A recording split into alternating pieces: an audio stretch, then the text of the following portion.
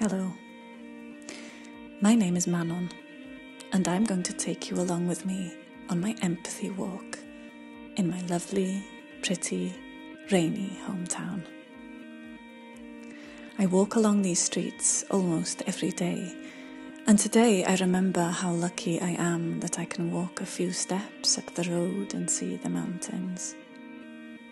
I wonder how it would feel if for some reason I couldn't leave the house, if I wasn't able to look up at that wide, grey-streaked sky and feel the rain on my face. I walk past the school. I'm lucky because it's a lovely, friendly place, but school can be really, really hard.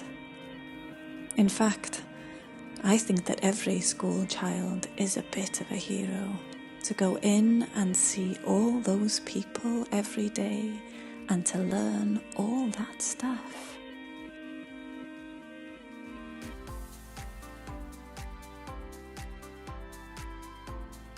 Hello, I'm Tom Palmer and I'm a children's author, and I wrote a book called After the War, and this is one of the settings of the book. This is Windermere, which is a lake in Cumbria, and it's here that 300 child refugees came after the Second World War, victims of the Holocaust, and they came here. And whenever I'm passing Windermere, I come down here for a walk and reflect on what they told me, and reflect on the fact that I came to understand what they went through. I came to write their book through listening to what they had to say, and for me, empathy is about listening to what people have to say, to hear their story. People have different attitudes to refugees, and my attitudes to refugees were definitely changed and made, I feel, more aware through listening to the experience of those refugees from 77 years ago.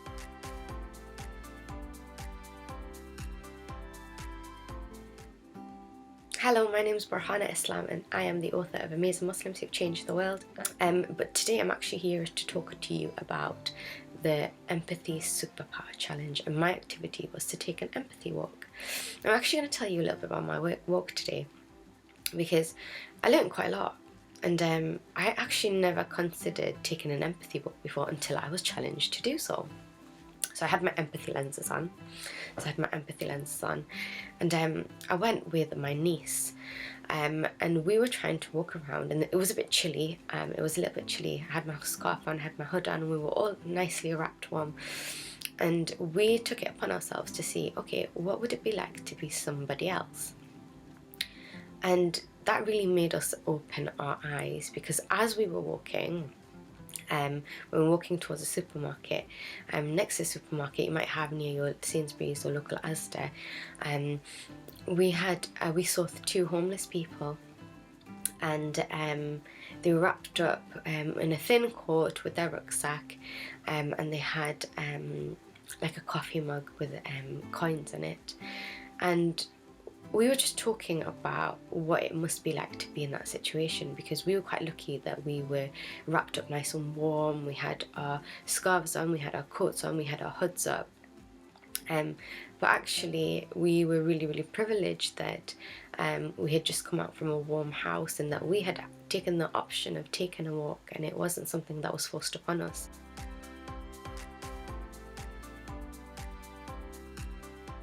Hello. I'm Kath Howe. I write middle grade stories about children's messy lives. For my empathy walk, I'm visiting the playground at a school where I work each week with groups from Year 6. 11:10. They've had assembly. Silence, and then rushing, sounds and calls. Some children burst out of the doors into the air, pulling on coats, dashing away onto the wide field. The first thing I arrive at is what I'd call a log tumble. Two children, side by side, hold onto a rope and tread together on a rotating log. They have to concentrate, keep at the same speed, and not stop. Lots of children run up and have a go. The children on the log tumble laugh a lot. Slowly at first, watching each other's feet. If one of them changes speed, they both fall off. This makes me laugh. It also makes me think. When we do something with someone else, we have to watch them. The better we watch, the more likely we are to feel close and work well together.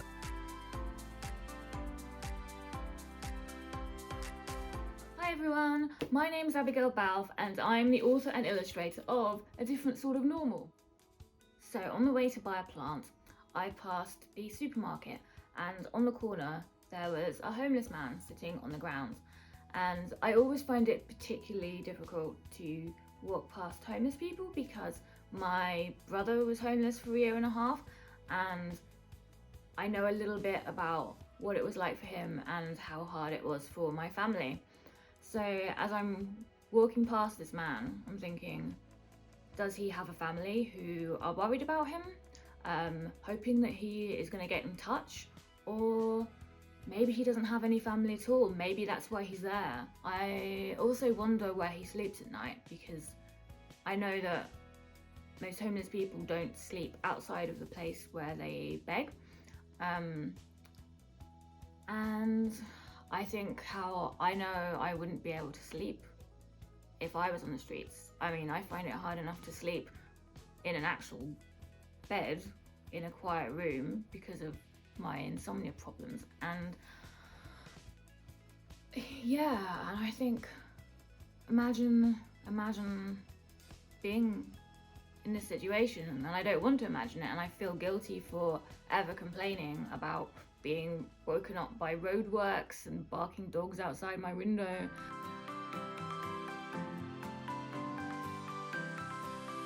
So, hi, I'm Ben. You joined me on my empathy walk. As you might be able to see from the clothes I'm wearing, I'm actually a postman as well as being an author. I, therefore, conduct empathy walks 5 days a week. You have to be aware that the things you're delivering could be life-changing to people. They could be bringing incredible good news. They could be bringing horrible bad news. You just don't know what you're putting through people's doors, so you have to be mindful of that. Another thing that happens a lot in this job is that you will come into contact with people. Often it's older people who live alone, and they will want to stop and have a chat with you because in some cases, sadly, they might not have had a chat with anyone for days.